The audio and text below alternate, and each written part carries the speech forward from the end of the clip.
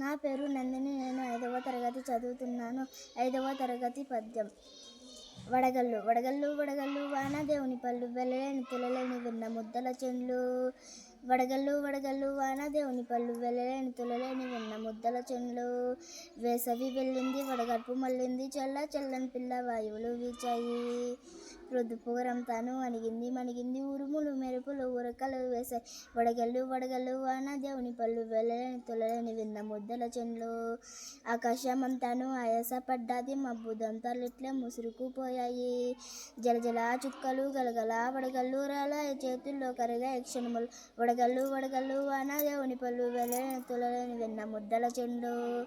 ఆవులు దూడలు గంతులు వేశాయి చెట్లని పుట్లని సేదాలు దేరాయి.